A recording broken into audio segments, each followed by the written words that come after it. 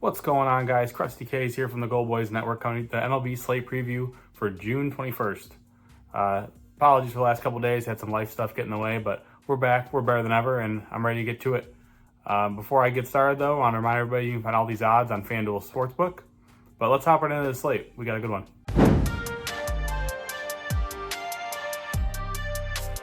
So the first one, day game at Wrigley.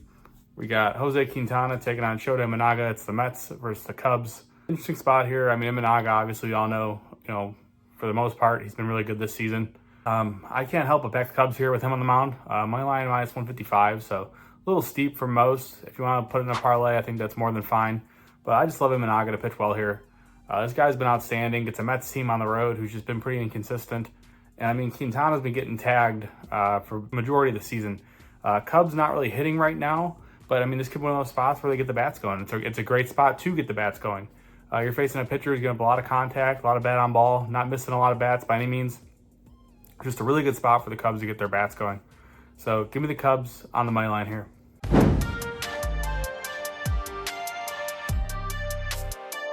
Our next one, the Arizona Diamondbacks taking on the Philadelphia Phillies. Jordan Montgomery versus Taijuan Walker. So I saw this game, saw Jordan Montgomery, and immediately went to the Phillies team total. If you don't know, Montgomery's been absolutely terrible this season. Been getting absolutely smoked by pretty much everybody, giving up an absurd amount of hard contact. So you get the Phillies, who, as we all know, crushing lefties, crushing righties. Really doesn't matter which they're out there. They're crushing it, and they're at home. Phillies team total is easily one of my favorite bets of the entire day. I think that Montgomery is in for a very, very quick outing here. He's going to get absolutely tagged.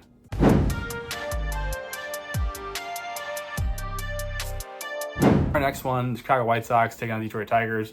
This is Eric Fetty versus Jack Flaherty. I'm going to roll with the first five under here. Obviously, Jack Flaherty, we all know he's been outstanding this season. Prior to the back injury, I mean, I think there were some rumblings of, some Cy Young consideration in there. I mean, he's back. He looked really good in his first start back. Was limited. Do expect him to be closer to full go here. I mean, he just gets a White Sox team that's pathetic. I mean, let's be honest. Offensively, this team is bottom of the barrel in pretty much every category. And this is just a great spot for Flaherty to just get out there and deal. On the other side, Eric Fetty, he's been really serviceable for this White Sox team. I mean, probably looking to get traded, so he's trying to show everybody his best stuff. But whatever it may be, he's looked really good. So give me the first five under here. I think this thing's likely 0-0 through 5, and we get a cash.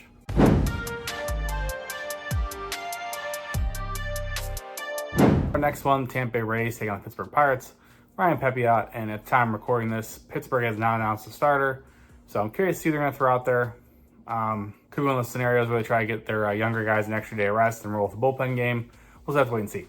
For me here, I'm going to back the Rays, likely on the money line here. I just love Pepiot. Good spot for him against a Pittsburgh team that continues to struggle at the plate, especially in terms of Ks. They're a high whiff team, striking out at a pretty alarming rate the last 2 weeks, last 30 days, right around 26% versus right-handed pitching. Beginning of the season, they were much better at home in terms of Ks, but that's kind of just gone away. They're just bad all over, home, away, doesn't matter, striking out a ton. So I like Pepiot's case here, like him to pitch well, like the Rays on the money line, think they get the win here.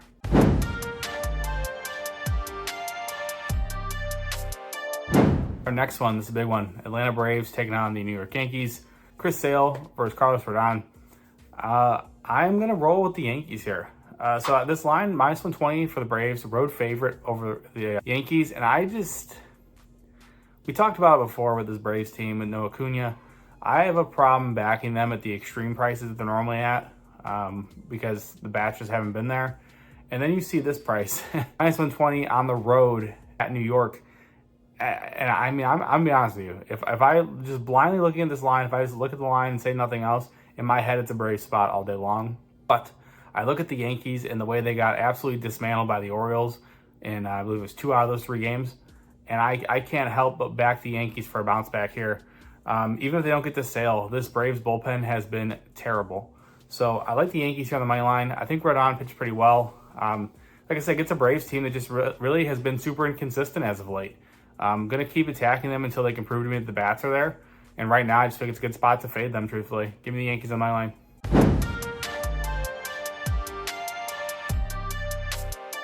Next one, the Boston Red Sox taking on Cincinnati Reds. Tyler Crawford versus Andrew Abbott.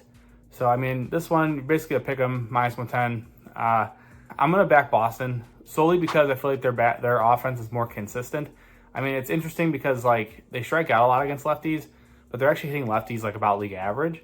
So I think they can get to Abbott. Abbott's obviously not generating nearly the whiffs he was generating last season. So it should be a lot more bat on ball here. And obviously this Boston team, we've seen, they can put up runs when they want to. In terms of the Reds, bats were kind of coming around, starting to heat up a bit. But Cutter Crawford is the guy who just continues to go out there and impress me. Pitched really well against the Yankees in his last start. And gets a spot here on the road against the Reds where I think he's just going to pitch well once again. This guy's just been really, really good for this Red Sox team. Ever since they changed his pitch mix and they went away from like the fastball, basically everything he throws moves, and it's worked really well. So I like the Red Sox here. I like Cutter Crawford to pitch really well. His strikeouts, in my opinion, are definitely in play. But just really like Boston to get the win here. Wait, before we get back to the picks, I wanted to thank you all for watching.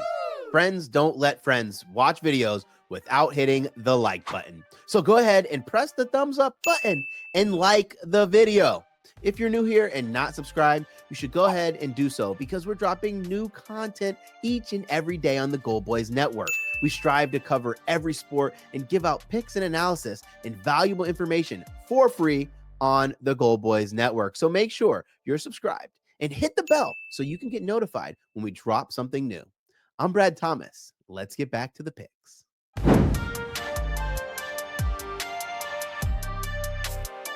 Our next one, the Seattle Mariners taking on the Miami Marlins. This is George Kirby versus Trevor Rogers. So this total 7.5. It's priced like this is going to be a pitcher's duel, and I just don't see it. Miami against righties, they've cooled off a bit, not as hot as they were, but still above league average. WRC plus around 100.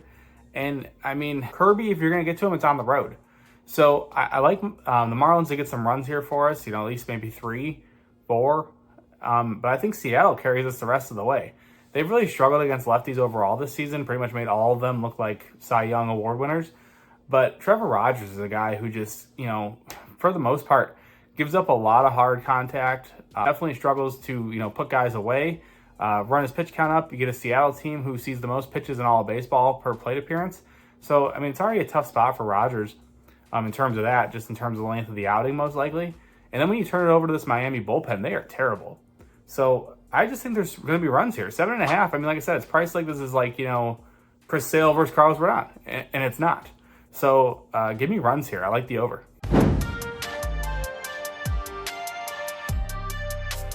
The next one, the Toronto Blue Jays taking on the Cleveland Guardians. Toronto yet to announce a starter. Cleveland going with Carlos Cookie Carrasco. I am on Toronto here in some capacity. Could be the team total. I do like the money line depending on who's starting, but I'm going to give the team total for this just because I don't want to give a money line with an unknown starter. So give me the Blue Jays team total here. Carrasco, as we all know, has some of the worst metrics in all of baseball this season. Like him to get absolutely tagged here by this Toronto team. It's a team that I hate to back offensively, truthfully, because they're just really inconsistent, way too inconsistent for my liking anyway. But this is just too good of a spot to ignore. So I like their team total. I think they win this game. Think Carrasco gets absolutely lit up.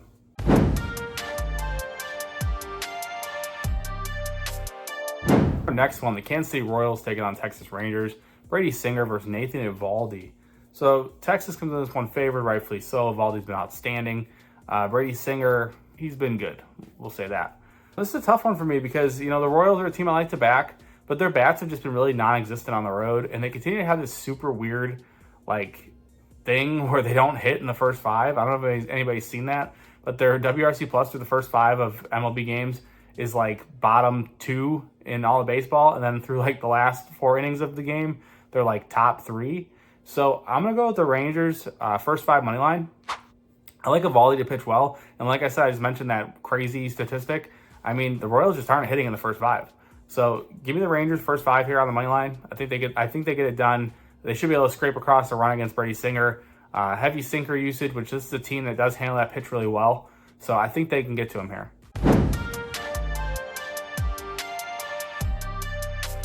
The next one, the Baltimore Orioles taking on the Houston Astros. Grayson Rodriguez versus Jake Bloss. So this is a really interesting spot here. Jake Bloss, he's pitched in AA this season. He is skipping AAA to make his major league debut. It's a big jump. The kid's been really good, though. I'm not going to say he hasn't. Just real quick, in AA this season, 1.74 ERA, 60 to 21 K to walk ratio in 62 innings. And that's across 12 starts. So this is interesting. I'm going to go with Baltimore here because when I pulled this kid's numbers, I mean, they look good, right? And then when you get into it more and you realize those 12 starts, the way they talked about it when they were talking about him, it's misleading. They say it's all been in Double-A, but when you look, he's made, I think it's 12 starts this season, and like 4 of them are in High A baseball, and then the rest are in Double-A. And I just have a really hard time believing that this kid makes this jump seamlessly against a team that is absolutely demolishing righties right now. I don't get it. I get why he's making the debut. Verlander got hurt, but I mean, Baltimore minus 155 on the money line. I just feel like this should be more. So give me the Orioles. Like I said, this is just a huge jump for this kid, and I just don't think it's gonna go well. I mean, you look at the numbers in High A, Double-A, like that's awesome, but you're skipping Triple-A, so you're skipping. There's a level of talent there. You're going to the bigs. Oh, and by the way, you're facing the Baltimore Orioles, who over the last 30 days have a WRC plus of 158 against righties. This is just like, I get Houston. I get the need. They need to bring up starting. They need somebody to make a start here, but I mean, you're really setting this kid up for failure, in my opinion. So Baltimore Orioles on the money line. I think Grayson pitches well enough to get them the win, and I think this kid gets absolutely tattooed, truthfully.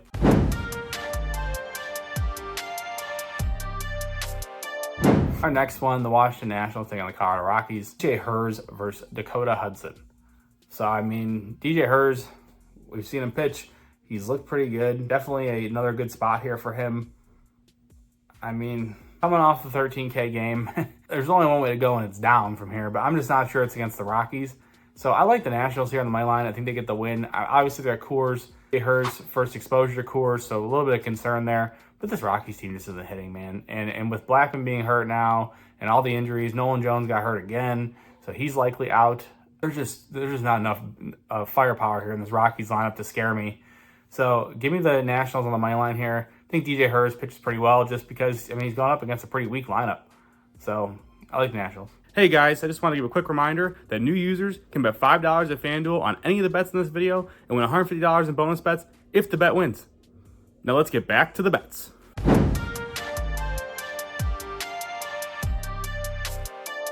Our next one, the Milwaukee Brewers taking on San Diego Padres. Colin Ria versus Dylan Cease. Dylan Cease, through the last 5-6 starts of the season, has been absolutely horrendous. Getting tattooed, getting tagged, whatever you want to call it. He's given up a lot of runs. For that reason, I'm on Milwaukee here. I love Dylan Cease. Everybody knows that. Probably my favorite pitcher in all baseball. But if you've been paying attention, his mix is predictable. Essentially fastball, curveball. He'll mix the slider. But overall, the slider, he hasn't been throwing it for a strike. And I think that's really hurting him. And I mean, against this Milwaukee team, they don't expand the zone a lot. And that's they're a team where if you can get strike one and then get ahead in the count, you're going to have success. Well, Cease hasn't been doing that. So against this Milwaukee team, this is a huge ask for him, in my opinion. They're hitting righties really well. And Colin Ria has been more than serviceable. Obviously, you always be a little worried that the Padres could get to him. But the Padres offense is one of those teams that I hate trusting. So I will gladly take the Brewers at plus money here and probably hate myself for trying to fade Dylan Cease. But I just don't think this is a get-right spot for him. This is a tough lineup to navigate, and I think he struggles once again.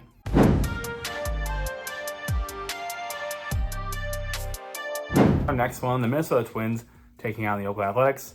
Chris Paddock versus Joey Estes. So these teams just saw each other in Minnesota. Paddock, I believe, had 0 Ks through 3 innings, I want to say. I could pull it up for you guys real fast just to be sure. 0 Ks through 2 1/3. So, yeah, nothing to write home about there. Joey Estes wasn't much better. This is a goofy game to me because I always hate these hyper proximity starts. I'm going to go with the Twins simply because, I mean, they're just a better team. The bats are better, the lineup's better, they're hitting, and I think they get to Estes here second time through. Paddock, he only went 2 1/3. If you watched any of the game, he just didn't look good. He didn't look like he had his stuff, and Oakland's able to take advantage of that. So I do like him to pitch, relatively better here. I think enough to get the win for sure. So give me the Twins on the money line. It's a little juiced. Use it in a parlay, but I like the Twins here.